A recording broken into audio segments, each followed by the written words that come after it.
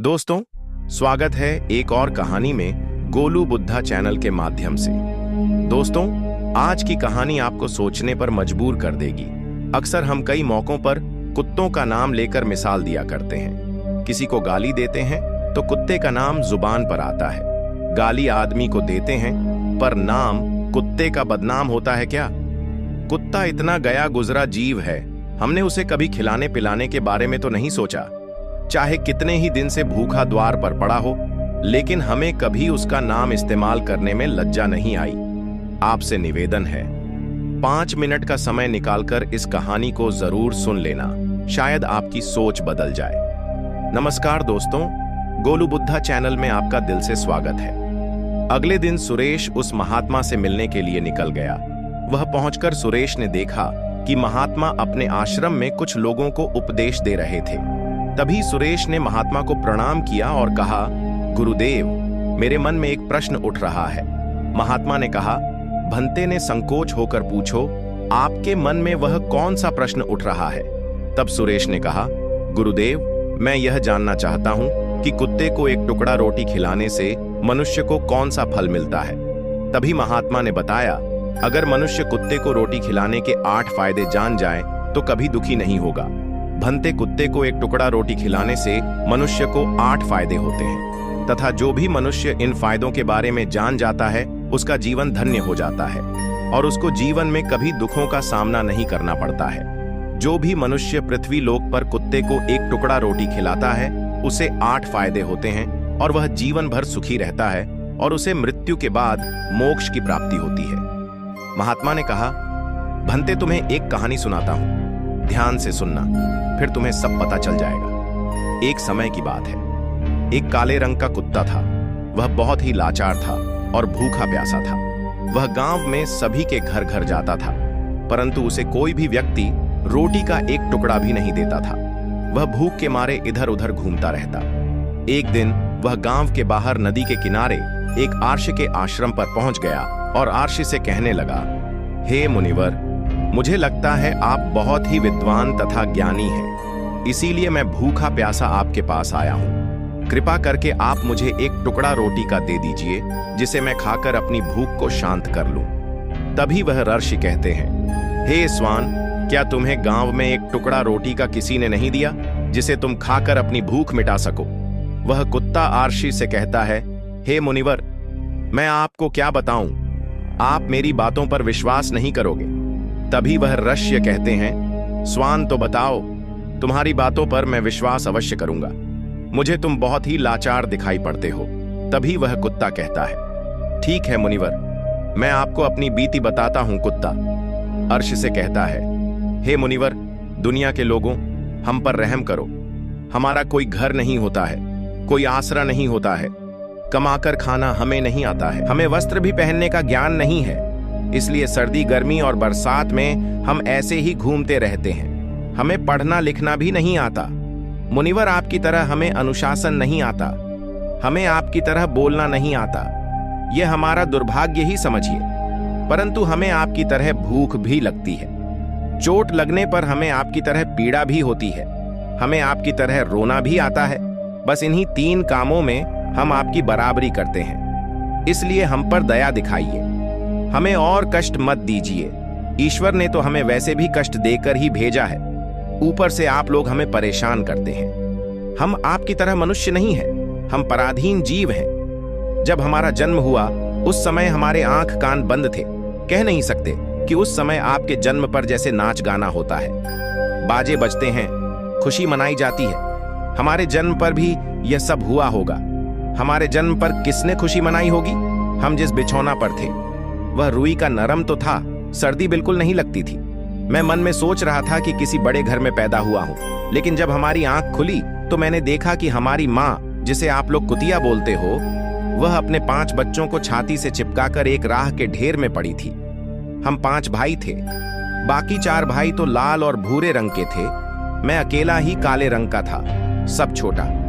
मैं ही था, इसलिए कमजोर था। मेरी माँ हम लोगों के पास कम ही आती थी, क्योंकि उसे भी अपने भोजन की व्यवस्था करनी पड़ती थी। यदि वह ना खाती तो हमें दूध कहां से पिलाती। उस एक मां पर हम 5 भाई निर्भर थे। वह बेचारी अपने भोजन के लिए इधर उधर दौड़ती रहती थी। कभी भोजन मिल भी जाता था, कभी नहीं भी मिलता था, लेकिन वह हमेशा हम पांचों का बड़ा ख्याल रखती थी। आखिर वह हमारी माँ थी। वह रात भर जाग कर गांव की रखवाली करती थी। किसी की मजाल नहीं थी कि कोई अनजाना आदमी बुरी नीयत से गांव की तरफ भी झांक जाए। दूसरे गांव के कुत्ते भी हमारी माँ के डर से गांव में नहीं आते थे। गांव के किसी किसान के खेत में कोई जानवर खड़ी फसल खाने आते तो हमारी माँ उसे दौड़कर भगा देती। गांव वालों के लिए इतना सब करने के बाद भी कोई मनुष्य तो हमारी माँ को भोजन तक नहीं देता था। भोजन के लिए हमारी माँ को मजबूर होकर छीना झपट्टी करनी पड़ती थी। कई बार तो लोग उसे लाठी डंडों से पीट पीट कर भगा देते थे। बेचारी उस दिन भूखी प्यासी रहकर पेट की आग से जलती रहती थी। वह कहता है, हे मुनिवर, आखिर भूख तो हमें आपकी ही तरह लगती है। ऊपर से उसे अपने पांचों बच्चों की चिंता भी लगी रहती थी। आखिर माँ जो थी, भूख उसे चैन से बैठने नहीं देती थी और गांव वालों का भी उसे देखकर हृदय नहीं पसीजता था। तो बेबस होकर उन लोगों के घरों में मैं चोरी से घूम पड़ता था और खाने की कोई चीज मिल जाती तो उसे खाकर अपने पेट की आग बुझा लेती थी। कई बार तो लोग उसे खाने की वस्तु ले जाते हुए देखते तो लाठी डंडे लेकर उसके पीछे पड़ जाते। कुछ निर्दय लोग तो कई बार उसे घर के अंदर बंद करके पीटते थे। हमारी माँ का बुरा हाल कर देते थे। फिर वह कुत्ता आरशी से कहता है, हे मुनिवर, हमारी माँ ने क्या बिगाड़ा था? उसने सिर्फ अपने पेट के लिए भोजन ही तो चुराया था। चोरी करने का हमें कोई शौक नहीं है, पर पापी पेट हमें यह सब करने के लिए मजबूर कर देता है। एक दिन की बात है, बड़ी जोरदार बरसात हो रही थी। ओले पड़े थे, ठंडी हवा चल रही थी। उस ठंड में ठिठुर कर हमारे 3 भाई मर गए। उस दिन हमारी माँ बहुत रोई थी, लेकिन मनुष्य हमारी पीड़ा को नहीं समझा, क्योंकि उसके बच्चे थोड़े ही मरे थे। फिर वह कुत्ता कहता है, हे मुनिवर, अब हम सिर्फ 2 भाई रह गए थे। हमारी माँ हम दोनों की अच्छे से देखभाल करने लगी। फिर एक दिन उसी गांव में एक सेठ के घर पर दावत चल रही थी और अनेक प्रकार की मिठाइयां बन रही थीं। सेठ जी के घर काफी मेहमान आए हुए थे।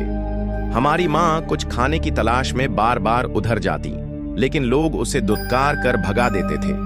किसी को उस पर इतना भी तरस नहीं आया कि एक रोटी उस बेचारी को खाने को फेंक दे। एक रोटी से उनका क्या बिगड़ जाता। मेरी माँ बार बार जाती और वहीं खड़ी खड़ी देखती रहती थी। सेठ जी के आंगन में दावत खाने का सिलसिला चालू हुआ। भोजन परोसा जाने लगा। मेरी माँ भी वहीं जाकर पूंछ हिलाने लगी। खाना परोसने वाला आदमी जब किसी काम से भीतर गया तो मेरी माँ दबे पांव रोटी लेने को चल पड़ी। फिर दूसरे आदमी ने मेरी माँ को जाते हुए देख लिया तो चारों ओर से लोग चिल्ला चिल्ला कर उसकी तरफ भागे। मेरी माँ उनकी चीख सुनकर घबरा गई। 2-3 आदमी लाठी लेकर उसके पीछे बड़े बेहर से दौड़े। मेरी माँ वहां से घबराकर भागने लगी, परंतु उसे वहां से निकलने का कोई रास्ता नहीं मिला, क्योंकि सामने से लोग लाठी डंडे लेकर आ रहे थे। तभी मेरी माँ वहां पर जो लोग भोजन कर रहे थे उनको लांघ कर निकल गई आगे। वह कुत्ता कहता है, हे मुनिवर, मेरी माँ अपने निकलने पर इतनी हैरान नहीं थी जितनी कि उन लोगों को देखकर हुई थी। जो वहां पर दावत खा रहे थे वह सब उठकर खड़े हो गए। उन्होंने भोजन करना छोड़ दिया और कहने लगे कि कुतिया के लांघ जा जाने के कारण भोजन भ्रष्ट हो गया है। सब एक दूसरे से विचार विमर्श कर रहे थे कि अब क्या किया जाए। खाना तो सब खराब हो गया है। फिर सेठ जी फूट फूट कर रोने लगे। कुछ लोग तो यह भी कह रहे थे कि भाई, कुतिया के लाने से भोजन खराब कैसे हो गया उसने खाने में, या पतलों में मुंह थोड़ी डाला है, सिर्फ ऊपर से लांघ कर ही तो गई है। और कहने लगे, शहरों में तो लोग कुत्ते को पालकर घर के अंदर सुलाते भी हैं और खिलाते भी हैं, तो इसमें कोई बुरी बात नहीं है।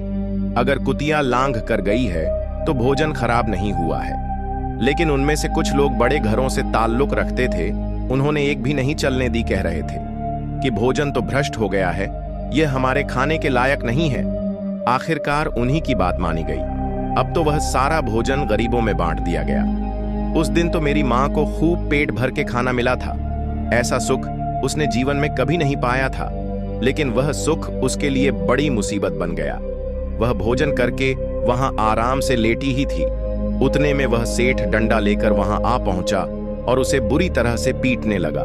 उसे वहां से भागने का भी कोई अवसर नहीं मिल पाया। डंडों की चोट से वह बुरी तरह से चिल्लाने लगी, माँ का विलाप सुनकर पत्थर भी पिघल जाता है, पर उस निर्दय को उस पर जरा भी रहम नहीं आया। वह उसे कठोरतापूर्वक पीटता रहा। माँ का वह सौर पूरे गांव में सुनाई दे रहा था। तब कुछ लोग आए और उसे समझाते हुए बोले, सेठ जी, जाने दो, भूख में तो आदमी की भी बुद्धि भ्रष्ट हो जाती है। यह तो एक पशु है, इसे अच्छे बुरे का क्या ज्ञान। अब इसे मारकर आपको क्या मिलेगा? जो होना था सो हो गया।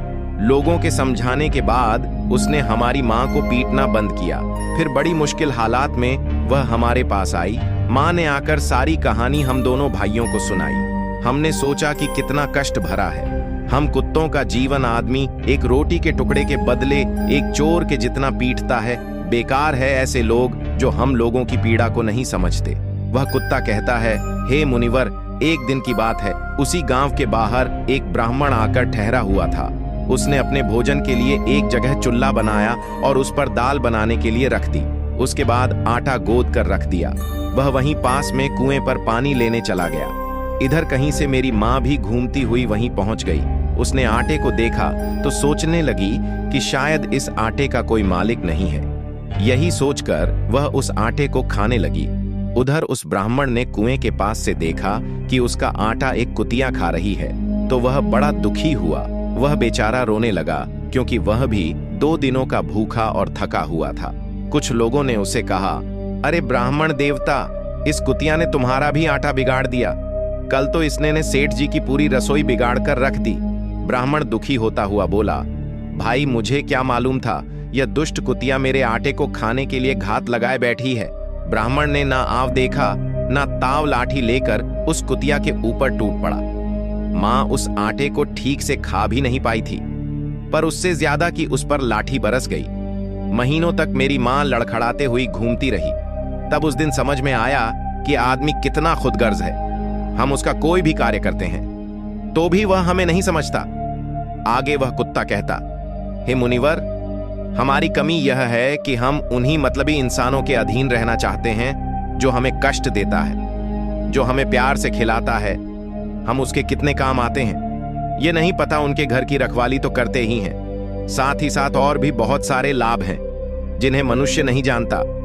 महात्मा ने कहा, यदि मनुष्य कुत्ते को रोटी खिलाने के फायदे जान तो अपने जीवन में होने वाले नुकसान से बच सकता है। आज मैं आपको बताऊंगा कुत्ते को रोटी खिलाने के 8 फायदे। मनुष्य को पता नहीं है कि जब भी घर में रोटी बनाई जाती है तो सबसे पहली रोटी गौ माता की होती है और पिछली रोटी कुत्ते की होती है। महात्मा ने कहा, ऐसा ही विधान भगवान ने बनाया था, लेकिन भगवान के बनाए उस विधान को भूलकर मनुष्य अगली और पिछली रोटी स्वयं ही खा जाता है। इसका दुष्प्रभाव उसके जीवन पर पड़ता है। कुत्ता वह प्राणी है जिसको रोटी खिलाने से मनुष्य के जीवन में पड़ने वाले ग्रहों के दोष भी दूर हो जाते हैं। महात्मा ने कहा, कुत्ते को रोटी खिलाने का पहला फायदा, कुत्ते को रोटी खिलाने से क्षण का नकारात्मक प्रभाव कम हो जाता है।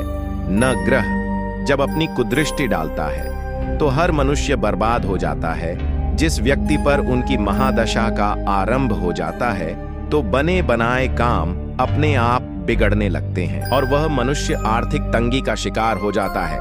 उस स्थिति में व्यक्ति यदि कुत्ते को रोटी खिलाता है तो उस पर कर्ण का दुष्प्रभाव बहुत ही कम हो जाता है। कुत्ते को रोटी खिलाने का दूसरा फायदा, कुत्ते को रोटी खिलाने से भाग्य आपके पक्ष में हो जाता है। आपके घर के अंदर नकारात्मक शक्ति नष्ट हो जाती है।